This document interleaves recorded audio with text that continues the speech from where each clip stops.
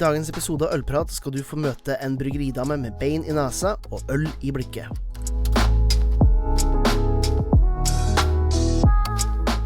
Hei og velkommen til Ølprat, podcasten som leverer entusiasme og ølkunnskap rett I øret ditt. Mitt navn som alltid Jørn Idar, og jeg håper dere har en god høst. Det masse deilige råvarer å putte på tallerken, det mye godt øl, og vi har julesesongen rett rundt hjørnet. Jeg må si, jeg gleder meg veldig. Driver jo fortsatt å promotere pølser og pilsboka med eventer og smakinger og I det hele tatt. Faktisk den uka her, når episoden kommer, så har jeg et event I Oslo på Brygg, der jeg skal sammen med den belgiske ambassade gjøre en morsom smaking på belgiske øl. Det skjer på tirsdag, og på lørdag så jeg på Buggegården bryggeri for å igjen dra fram noen gode øl fra Erling og servere det med noen overraskelser når det kommer til pølsekategorien. Men nok babbel fra meg, det på tide å få på praten, fylle kaffekoppen med noe godt, eventuelt glasset med noe høyt skummende og lande tilbake for denne episoden av Ølprat.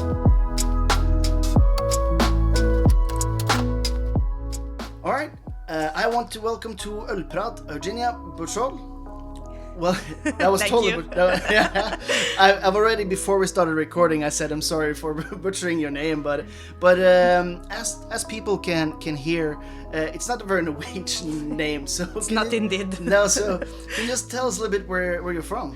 So I'm from Italy, specifically from Rome, and my name and surname are difficult even in Italian. Yeah. So that may be of any help, I'm not the only one. Yeah, it's very comfortable. I appreciate that you give me that slack.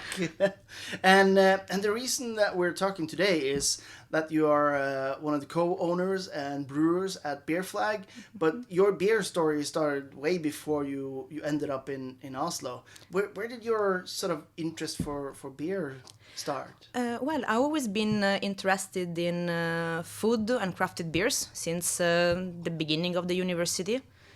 And at a certain point, I was studying in Perugia, that is a city in Umbria in the center of Italy, doing my master in science of human nutrition and food quality check. And I heard that in my university, there was this master in brewing technologies that was happening every 2 years. And it would have started exactly at the end of my master. Okay. And I never thought it before, but I just thought, oh, that can be an actual job. Something that I think is very cool, something that I'm passionate about, can turn into something that I can make out for a living. Yeah. So as soon as I finished my master in science of human nutrition, I started the master in brewing technology, and I fell even more in love with the world of the beers and specifically with the craft beers. And my previous education was very handy because at the beginning I studied biology and then I specialized in human nutrition and food quality check. So all the things that I learned in the lab, all the things that I learned about biology, microbiology and physiology of cells come very handy then to translate in the craft beer world. And so I went on. Yeah, and most people, especially in Norway, when they think about Italy and something to eat or drink, it's usually pesto and then some pasta and then wine. And then more wine, and then more wine, but don't realize that there's plenty of breweries in Italy, like a lot of breweries. Yes, I would say that now it's getting part of our regular routine. Even my parents that are not like beer nerds, they go to the supermarket and you will find in any shelf both the commercial beers, but also the crafted beers from the bigger breweries. So out of curiosity, people are tasting them, and I also want to say, and this doesn't want to be a judgment towards the Norwegian drinking culture, but we have a different one, in which we used to match our food with alcohol on a daily basis. Yeah. So beers. And just so you know, I judge our drinking culture 100%. Me too. I just didn't want to say it at the beginning of the first 5 minutes of the podcast. I like that. Give 5-minute break from the judgment. I was trying to be as politically correct as possible. Yes, so thank you for destroying my facade. And so beers is very helpful nowadays because wine is always heavier in alcohol. Of course, if you drink for dinner with your pastry stout. amount. We are the same amount of alcohol that you will find in a wine. But now it's so easy, so immediate to go to a supermarket on the ridiculous amount of beer shop that you have around the city and just grab fast. That is a curiosity or something that you never tried before to match with your food. And where did you find, of course, we know about Peroni in Norway, but where do the craft beer movement in Italy find its inspiration? Is it more British, US, is it German? Where is the... It depends a bit where the breweries are located, because if you go up in the north, especially, for instance, in Trentino Alto Adige, you have to imagine a situation in which half of the Trentino Alto Adige doesn't really speak Italian. They speak German. Yeah. So, of course, all the breweries there are like totally settled on the German style. Yeah. And but we never been a beer country. No. That means that not having a big tradition, people could explore different styles. Yeah. So one of just taking where they find the interest. Exactly. Till developing the only Italian beer style there is the Italian grape ale. And that was a beautiful idea that is like the mixing between our ancient tradition, that is the wine one, with the new craft beer world that I think is extremely interesting. I agree. Very nice. One of the things which I sort of envy from being a Norwegian, but I envy in talents, is the way of using and thinking and the culture of flavors. Just seeing how wines have developed a lot towards the kind of food styles which is in different regions, which is, I find it's very fascinating. So you get your education, and where does the journey go from the school to in order to accomplish the master, I had to do a period of internship somewhere, and I could choose where to go. And I never really wanted to stay in Italy, because for us, beautiful of a country is, I never had a lot of hopes job-wise, because unfortunately the crisis is a reality that hit us several years ago. Yeah. So it would have been far way more difficult for me to look for a job. And so I just went to Australia. Yeah. At Nomad Brewery that is located in the nearby of Sydney. And that was a project that was half owned by Leonardo Di Vincenzo, that is the owner of Birra del Borgo, one of the biggest craft breweries in Italy, one of the first ones. And I heard that he sent one of his brewers, Brooks Carretta, that is an Italo-American guy, to settle the brewery there. Yeah. And this guy has helped him also in developing beers in several breweries that he opens around the world. So I thought that even if I never met him before, would have like a lot of understandings of different styles and been very creative. So I just went to Leonardo Di Vincenzo and I'm like, hello, I'm Eugenia. Do you need an help in Australia? Gonna go and learn from Brooks? Yeah. And he was like, be my guest. Yeah. So I just left and I stayed there for 9 months. I learned as much as humanly possible. And then I graduated, and then I was just looking for a job. Not really knowing where to go. No, because I mentioned like Australia is almost a little bit like Italy in the fact that they don't have their own sort of beer culture, which fars back. So it's a little bit, it takes wherever it wants to find inspiration. Yes, but I always remember that back in the days when I was there, it was the moment of West Coast IPAs. Yeah. It was going stronger. Yeah. That was the trend at that days. Yeah, all over the place at that time, I can imagine. Yeah. And then you went from Australia and to where? I went back to Italy and to finish my graduation, discuss my thesis, and then Brooks put me in contact with a friend of his that was working as a brewery in Oslo. And I just booked a flight for Oslo for a week, and because I've never been in Norway, by the way, and I thought, okay, I'm just gonna go there and see if there is something going on. Yeah. And the first week I was here in Oslo, I met a guy that used to be the seller for Kinn back in the days, Kevin, that told me that they were looking for a brewer. So I asked him if I would have the contact of Espen, the owner at Kinn. I contacted him, and 2 days after I was there doing a day of trial with them. And then another 2 weeks after, I was in Florø, working there. So I did one application, and I just moved from Australia to Florø, basically. Yeah, that's a big culture change. Indeed. Yeah, slightly different areas of the world. Indeed, but I loved it. Yeah. Yes. Before thinking that going to Norway was a good idea, have you thought about Norway anything in the past? Was it somewhere you wanted to try, or just because you were already traveling that you thought, but all right, how about Norway? I've been lucky enough of having parents that always took us during summers to travel as much as possible. And Good but parents. we used to have a caravan actually, and every summer going for at least a month somewhere in Europe to visit a different country. But we never made it as far as Scandinavia. But when they were young, they did a trip with a car. Then from Rome, they went to North Cape and then went down. And they also went to Russia when it still was URSS. Yeah. Yes, and it was still the Berlin Wall in Germany and Yeah. stuff like that. And they always were telling me how beautiful Norway was. So I always have it in the back of my mind. There was a country that I wanted to visit. Yeah. And if I have to be totally honest, when I took the job at Kinn, I didn't have a great CV because I only did my internship. So I had like, all, the study points being checked. But I had only 9 months of experience. So I thought, okay, worst case scenario, this is going to be something good for my CV. Yeah.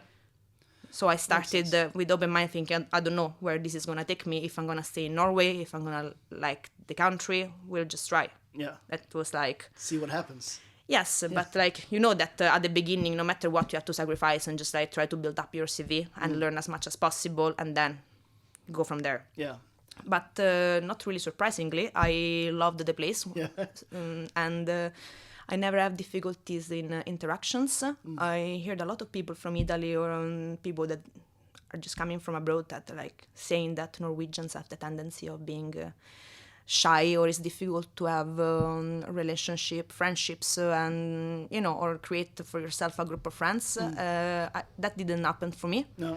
The first week I met a group of people that look like my age. They look normal enough. I sat at their table and I'm like, hello, I'm Eugenia, I'm new, can I be your friend? Yeah.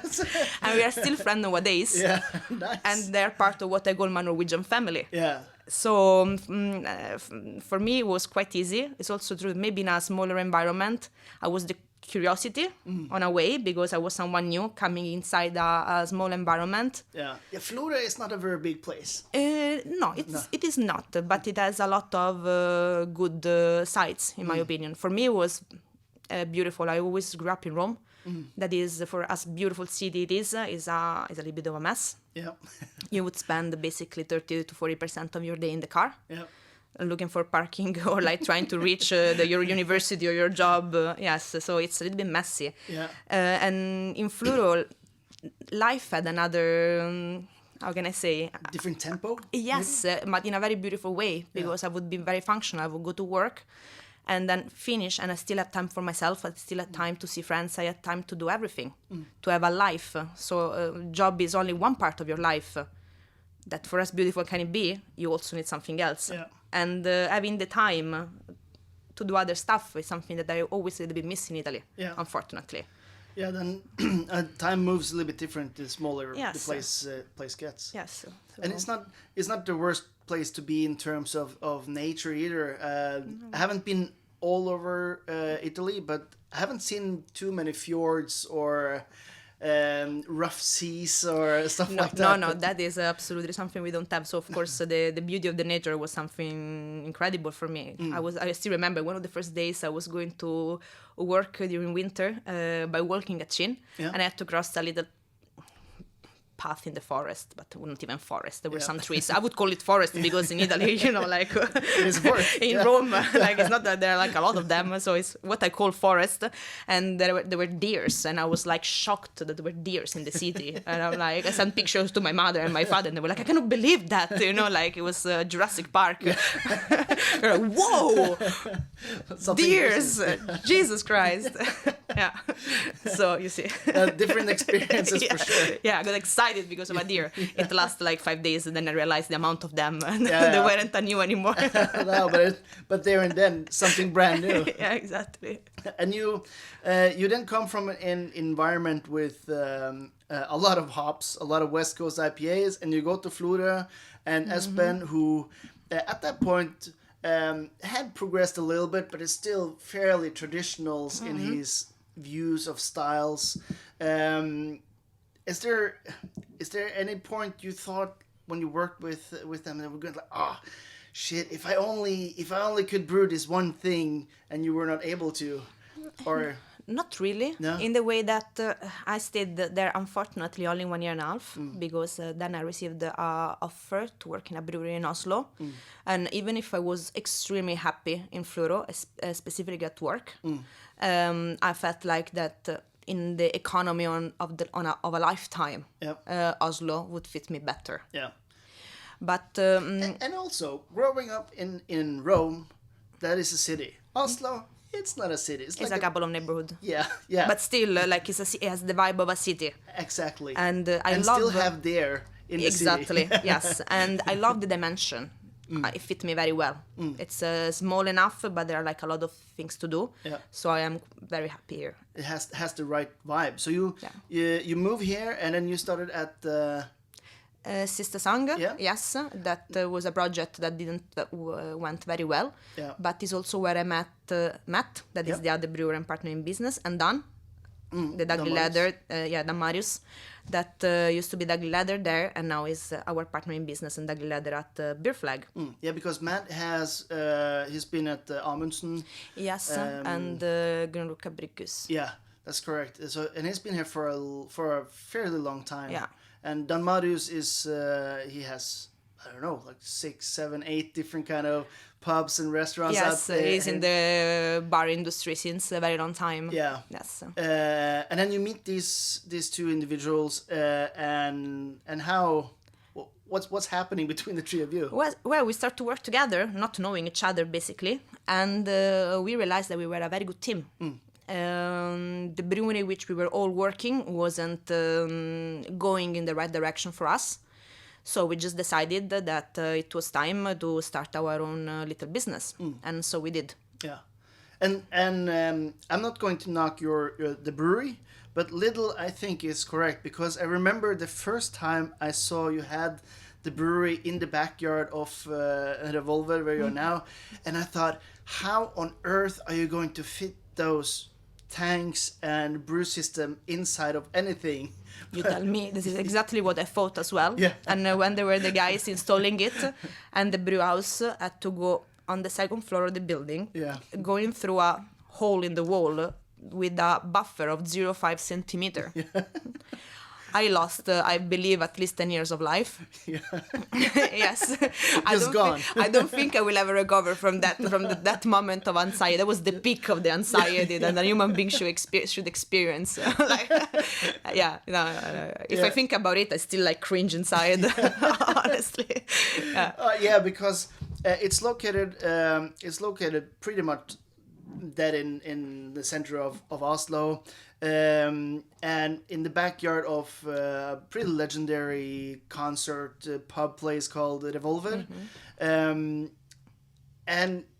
to be honest, when I heard about it, I saw it and I went like, that's going to be tough. And then I realized who was behind it, not knowing you, but knowing Matt and then Marius. I go like, okay, maybe. This might be all right. And then of course you start up in the beginning of 2020? Yes. Yeah. And what a timing to start a brewery. Oh, Jesus. So if we only knew. I regret everything. No, I'm joking. For sure, we didn't put in our business plan that the pandemic would arrive. No.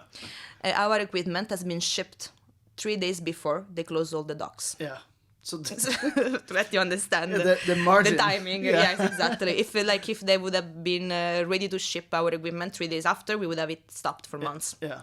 So everything arrived at the beginning of February, I believe, or so, and we started the installation anyway. And the first batch has been brewed in April. Yeah. We could have started a little bit before, but as you might imagine, there was not a lot of rush, considering that everything was closed. So, And I can only imagine in the business plan with Dan Marius being so active in the bar scene, that selling to those places would be a pretty significant part of the idea at the very least. And then at that point, everything was closed. You talked about the level of anxiety. Did it ever fall from No, from then installing? it reached a plateau and it stayed there till nowadays. So we just get numb. still have it. Yeah. We still don't sleep at night. But no, what was very damaging for us coming out of the pandemic is that we decided not to buy a canning line. Because it's the most expensive piece of equipment you can buy in your brewery. Yeah. So our plan was at the beginning to do everything in kegs and use a company, Hydrun, that does cans only for the Monopoly products for Christmas, or because we are lucky enough to do the official beers for Tons of Rock Festival, to just can some of the stuff for the festival. So to can basically 4 times a year, maybe. Yeah. That was the plan. And then a little bit at a time, I would have saved money and eventually buy our canning line. But with all the bars and restaurants closed, we had to turn around our business plan and start from Scratch. what we would have done in 5 years, Yeah. basically. So we started to try to sell products in Meni, Gulatin, Vimonopulet, and basically turned everything in can.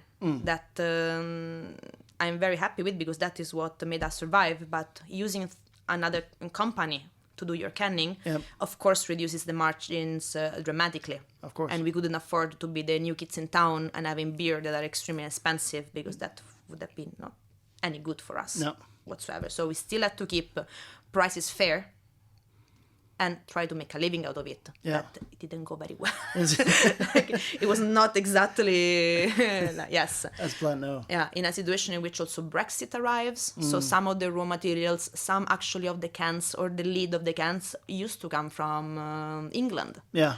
And with the Brexit, everything changed. A lot of people, distributors had to turn their business buying products from other countries, and those countries were having higher demand than usual, so they didn't have enough of that product. So it has been quite difficult also to deal with raw materials. Yeah.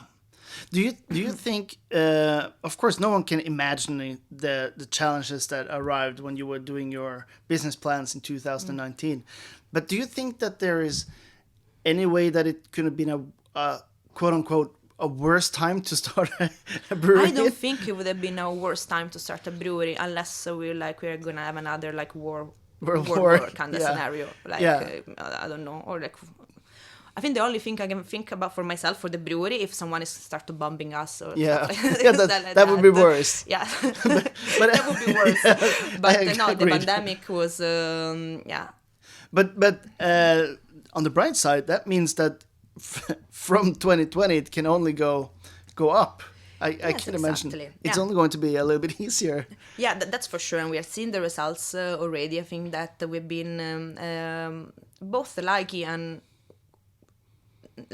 good enough in producing products in this year, doing our best, and we never put in the market anything that it was with big defects or with big issues. That this is it sounds like it should be the normal thing to do, but when you start a brewery, it takes months and years before. So many parameters and everything. Exactly, you have to learn a new equipment. So even if you have good intentions and you're skilled and you know the theory, it might always happen something wrong that then afflicts the quality of your products. And at least in all this mess, we produce products that are good enough. And this is something that we are all very proud of.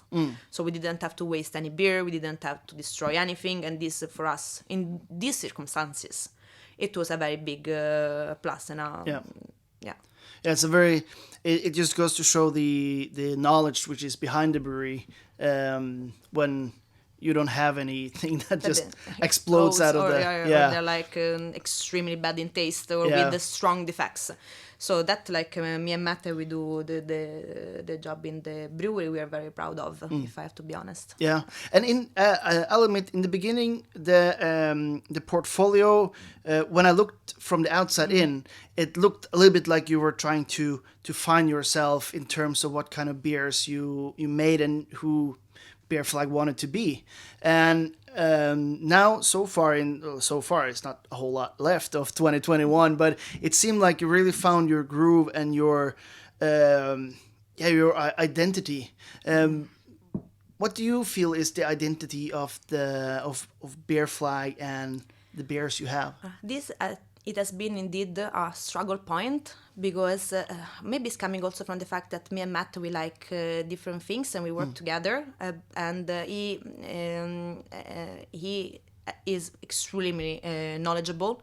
He has been like home brewing before even working in breweries for years, and that is something that I always missed a bit because you went straight to professional. I brewer. brewed at home very little, and then I went directly to work in breweries. Yeah. Yes. So, but we complement each other very well.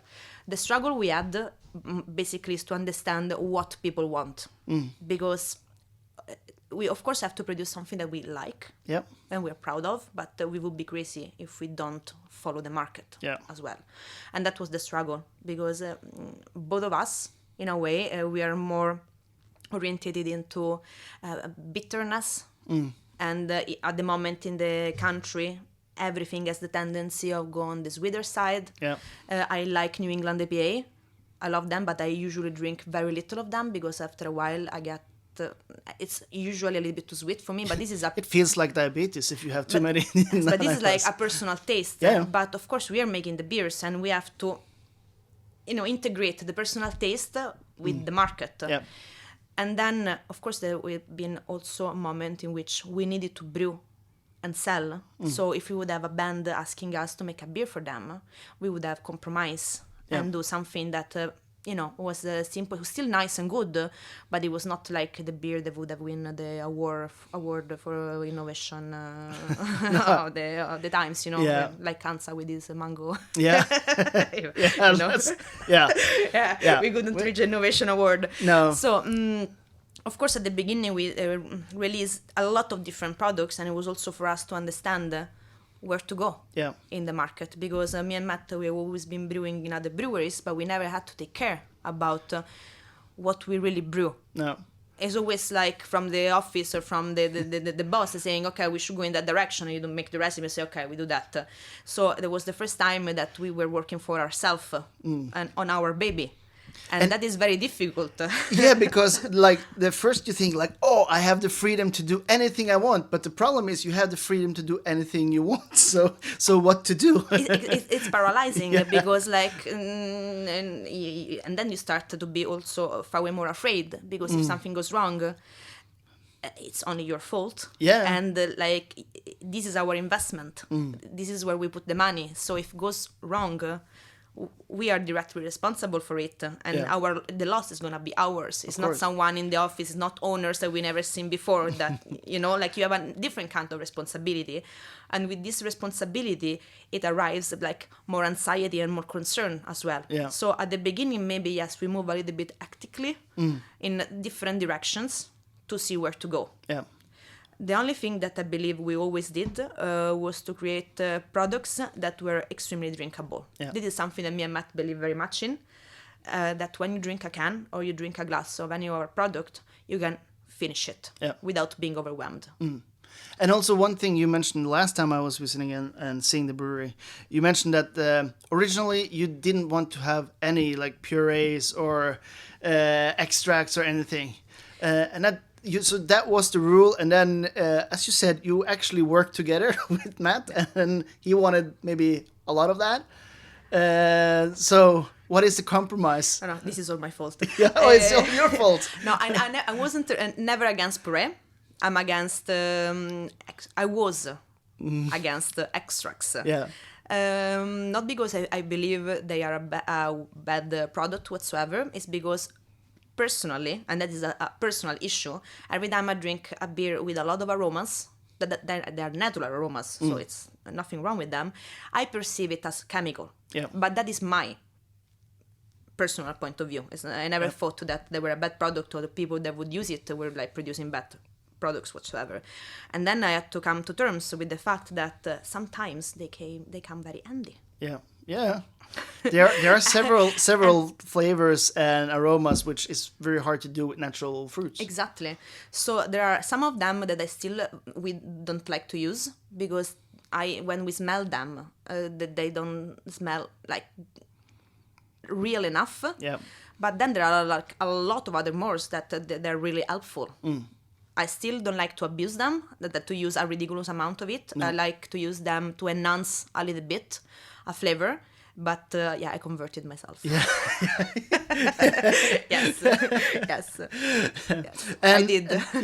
Well, it's an honest it's not a conversion.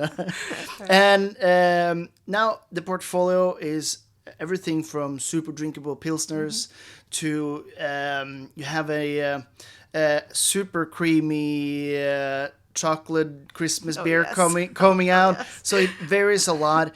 We're not going to talk too much about Bar Flag, which is the bar you've had, because I already had André on, so I think he has talked about the place a lot. But in the brewery, there is a door which you showed me last time that leads straight into a new project that you're going to launch hopefully pretty soon. Yes. Can you just talk a little bit about the restaurant that is? So me and Dan and another couple of investors, we are taking over what used to be the old Night Pig that unfortunately didn't make it during the pandemic, and it was absolutely no time to start a new project whatsoever, nor time-wise or like money-wise. But yes, as you said, the moment I opened the door of the fermenting area, I am on the second floor of the restaurant. And I always wanted to have a restaurant. Yeah. Because I love cooking. Of course, I'm not going to be in the kitchen because I don't have the technical skills to do so. But I always thought that it would be so nice to have a concept in which you have like fine dinings or like good kitchen. And then instead of offering only wine packages, starting to offer to people beers packaging, and then be part of the creative process in which you have chefs building up like an idea of the menu, and I would like to taste and try to match beers with that. So from this we decided that yes, we were trying to we took over the place, and then hopefully in November everything should be ready. We don't even have a name yet, but we are doing works inside, so it's gonna happen. And I think it's gonna be nice. Downstairs we are gonna keep more of a bar vibe, and I would like to have as many tap as possible. And of course, like the pills of the house is gonna be ours, because I can fill the serving tanks straight from the brewery. I would be crazy in having pills that is coming from someone else. But then I don't want to have the focus only on beer flag beers. I would like to have a massive portfolio with always new beers coming from all crafted breweries, and try to match with the food as much as possible, and and having a very vivacious environment beer wise. Yes, I think everyone who is listening to this, I think at this point they know how much I love beer and food in combination. So I think they already know that I'm going to be spending way too much time and money on that restaurant. Well, me too. So you're not gonna be alone. It's been quite a journey in Norway for you, coming from the small town of Florø and really setting into the center of Oslo, and then center of Norway, if I'm so bold to say. Where is the future going for you and for Bear Flag, you think? Well, I think that what we have to do, first of all, now is trying to be more and more competitive on the market. We understood that it is difficult to have a fixed portfolio with always the same products in. But being so small, this can handy, because we can always release new products and be competitive on the market. And we still have to try to invest more and more in new technologies, because this is something that is extremely vital for a brewery. If you want to be competitive, you have to guarantee that your products are always the same high quality. And our brewery and brew house is new, but it's basic in technology. So what we have to do before thinking about expanding or I don't know, like bigger project, we have to improve our technology and guarantee a long shelf life and having products that are always spot on, because this is the only way to create a name for yourself. You can do as many peculiar beers as you want, but if they have defects, if they don't have a long shelf life, if customers are unhappy, if you cannot guarantee the quality, you're never gonna make it at the end of the day. So what we will have to focus is to improve what we have and make sure that our brewery is always going to be healthy. Of course, if I think about in 10 years, I would like to then move in a bigger facility, maybe outside town, and have like a bigger production, and maybe keep the small 1 year for funky projects, and turn everything into sour, and in fact everything. Yeah. Hooray. Yeah. But that, we just made it the 2020 and the 2021. So we learned that now we have to keep it like a little bit at a time and just focus on what we have and make it go very well. Yeah, I think they say that I think the hardest things are behind us now. So I think let's just cross the fingers and hope. Yeah. But still, we not even think that, okay, it's done. We survived this, so we can, now everything is downhill. This is the moment in which we have to push and not to lose focus, because there, if you get too relaxed, is there that you make mistakes. That's true. That's the thing. So we still have to keep the focus and push as much as we did till now. Yeah. I appreciate you taking the time to share the story about Bear Flag. Before I let you go, there is only one question I ask anyone who is on the podcast, and of course, getting a new restaurant, I think maybe it's timely to ask us as well. If you could choose a beer and food pairing for yourself today, that would be ideal for you. What would that be? Okay, that's a tricky question. So, my favorite thing in the entire universe is carbonara. Yeah. I'm from Roma. Yeah. Such a cliche. And I still have to understand which is the right beer for it. Yeah. Because it's a very fat dish. It's full of eggs, full of guanciale, that is like basically a bacon coming out of the cheek of the pork. And I'm still not getting what could be the perfect match. But I'm thinking I should study something that is sour. And try to like balance the fattiness with the sourness, but it's tricky. Yeah, it's tricky. So basically, a good Italian, so not Norwegian carbonara, but a proper carbonara. There is not such a thing like a Norwegian carbonara. Let's not go down that road.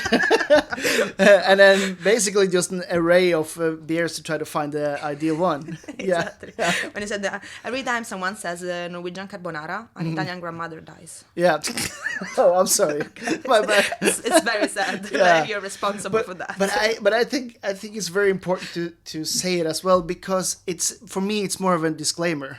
It's like, I know it's a different what we're eating and what a proper carbonara is.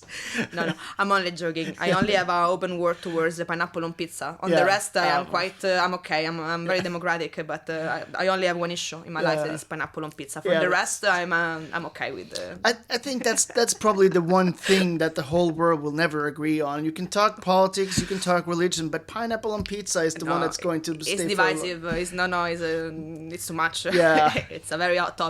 Yeah, it is. I have a daughter, and she loves pineapple on pizza, and I'm actually considering writing her out of the will just because of it. So we'll see how. We'll see. Maybe growing up it gets better. Yeah, I hope so. Hope.